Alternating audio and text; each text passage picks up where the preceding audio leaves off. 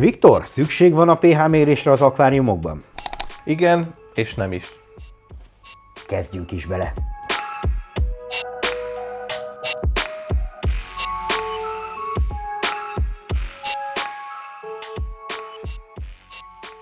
Hát ez most így nagyon fura volt, hogy igenis, meg nem is. Most akkor kell, vagy nem kell? Erre nem lehet egyszerűen válaszolni, és én semmire nem szeretek egyszerűen válaszolni. Szerintem már megszoktátok tőlem. Azt látom a csoportokban kezdőktől, hogy mindenki méri a pH-t, ha kell, ha nem. Mint egy olyan paraméter lenne, aminek ott kell lennie, ahol van, és kész, és nem lehet semmi más, és nem függ semmitől. Kezdők körében nagyon gyakran látom, hogy valaki csapvizet használ, és leméri a pH-t, és elkezd jajveszékelni, hogy úristen, mennyi a pH-m, rá se fér a skálára, mit csináljak. Van egy Neptune teszt, amit nagyon sokan vesznek és használnak, az ugye 7 és feles értékig mér. Azt hiszem talán 4-től vagy 5-től. Tehát kimondható, hogy ez a Neptune skála, ez inkább a lágyított vizekre alapszik, vagy lágyított vizek esetén érvényes. Csapvizet ne akarjatok mérni ezzel a teszttel, mivel egy mérőeszköznél alap, hogy a tartományában mérjük. Már a két szélső értéknél is olyan kérdőjelessé válik. Egy csapvíz pedig bőven lehet 7,5, de még 8-as érték felett is pH-ügyileg. Tehát ne akarjátok megmérni a pH-t egy csapvízben, mert nincs értelme. Úgyse tudjátok érdemben befolyásolni. Erről már beszéltünk, hogy léteznek ezek a pH-KH mínuszok. Kezdőként ne használj, ne akard befolyásolni, ne akard jó tartományba húzni a pH-t, nem fog menni, nincs értelme. Inkább, hogyha te csapvízezel, válasz ahhoz élőlényeket, és itt megint visszareflektálnék arra, hogy miért. Mérd le a keménységet, a pH-t, nincs értelme, és a keménységből feltételez, hogy magas a pH, és ehhez válasz halat és növényt. pH csökkentésről és a pH csökkentésnek a veszélyeiről készítettünk egy videót, aminek itt van a képe, és meg is fogod tudni akkor ezt tekinteni. Már megint izész a fejemnél. És mindenféleképpen nézd meg, hogyha egyáltalán a pH csökkentéssel adod a fejed, mert nem egy egyszerű mutatvány. Ez egyébként lehet, hogy a mi hibánk, ez a pH mérés, mert a weboldalon is sokat beszélünk a pH-ról, és videókban is elég sokat beszéltünk a pH-ról, a szén-dioxid kapcsolatában is, és lehet, hogy ezért is tartják ezt fontosnak az emberek, hogy a pH-t azt mindenféleképpen meg kell mérni. Egyébként nekem is az a véleményem, és én is mindig ezt látom, hogy csapvíz esetén megmérik egyből a pH-t, de semmilyen más paramétert nem.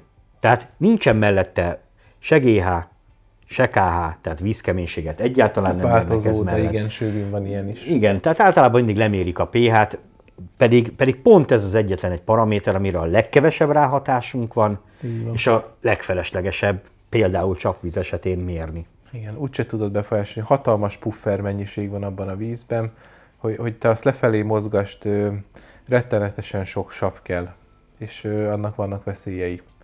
És nem fogod tudni érdemben mozgatni veszélyek nélkül. Lejjebb tudod tolni egy kis széndioxid beadagolással, ez is egy ilyen idézőjeles kis széndioxid adagolás, mert elég nagy mennyiséget kell ahhoz bevinned, hogy mondjuk egy 8-as vagy egy 7 és felesről le tud vinni a pH-t tényleg mondjuk egy ilyen 6,5-6,8-ra. Egyszerűen nincs értelme, tehát hogyha csapvizezel, akkor igazából a pH-val ne foglalkozzál inkább a vízkeménységgel, mert az mondjuk egy olyan paraméter, amihez igazából az élőlényeket hozzá kell tudnod válogatni, a pH-ra ilyen szinten ráhatásod abszolút nem lesz. És akkor most már mondjuk el, hogy hol van értelme ténylegesen mérni pH-t.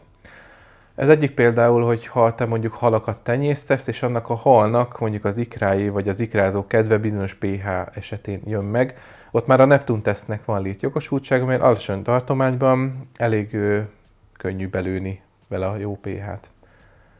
Vagy hogy mondjuk lágyítasz vizet, és alaposan levitted a KH-t, akkor már elkezdheted nézegetni esetleg, hogy 7,5 alá mente, mennyivel lesz 7 fölött, amúgy 3-4 NKKH-nál is simán 7,5 fölött lesz egy növényes akvárium a pH.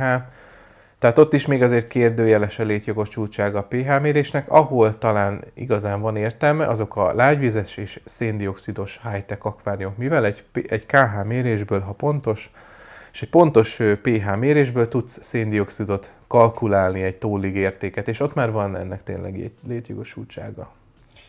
és ott már szerintem mindenféleképpen kell is, érdemes is. Hát érdemes, igen. Ugye, hogyha már valaki high-tech akváriumban gondolkozik, akkor már alapjában véve olyan növényeket is fog vásárolni, amik valamilyen szinten már jóval igényesebbek, és érdemes ott ténylegesen jól belülni a pH-t.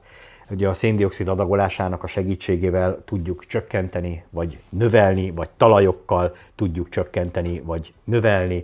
Tehát ott már ténylegesen van erre ráhatás, és hogyha erre a 6,5, 6,8-ra belövöd a pH-t, az általában majdnem minden növénynek, és a legtöbb halfajnak, amit tudsz vásárolni, lágyvizes halaknál.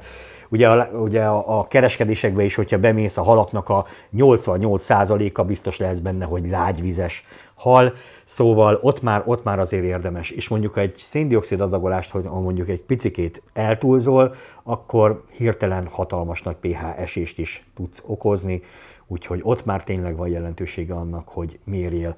De ez is csak az első időkben, tehát ameddig nem leszel rutinosabban a szén-dioxid adagolásban, ameddig az a talaj nem merül ki a pH csökkentésében. Igen, bár a talajnak erre kisebb ráhatása van. Ott ugye a KH lehúzása által tud jobban ráhatása lenni, hogyha lenullázza majdnem, ott már a savaknak sokkal nagyobb hatása lesz. Amúgy nekem van még egy tippem, hogy honnan jött ez a pH mérés kényszer. Ugye, hogyha valaki megnézi az ilyen különböző oldalakon a halaknak az igényeit, ott általában megadnak egy ilyen, mondjuk egy 6,5-től 7,5-ig, és akkor az ember ugye görcsösen elkezdi mérni a pH-t, mert hát úgy gondolja, hogy jó körülményeket akar neki teremteni, de ez nem a pH-tól indul, hanem a keménységtől. Tehát a keménység fogja meghatározni azt a sávot, hogy te mennyire tudod a pH-t mahinálni és beállítani. Tehát, hogy a keménységet nem állítod be, te attól függetlenül a pH-t nem fogod tudni érdemlegesen annak a halfajnak beállítani. Tehát ez is mondjuk, hogy a legtöbb hajfaj lágyvizes, mert a lágyvízben lesz alacsonyabb a pH. Ugye a KH-pH nagyon nagy mértékben együtt szokott mozogni. Akkor mi is ebben most a konklúziónk, hogy csapvíz esetén mit csináljunk, lágyvíz esetén mit csináljunk? A csapvíz esetén vagy válasz olyan élőlényt, aminek ez megfelel, vagy lágyíts. De ne a pH-t kezd el mahinálni, mert nem az a kulcsa az egésznek és a végső igazsága. Remélem választ kaptatok arra, hogy miért írjuk nagyon sokszor az ilyen Facebook posztoknál, hogy teljesen felesleges a pH mérése. Ne felejtsetek el feliratkozni a YouTube csatornánkra, látogassatok el a Facebook csoportjainkba. Algamentest mindenkinek! Sziasztok! Sziasztok!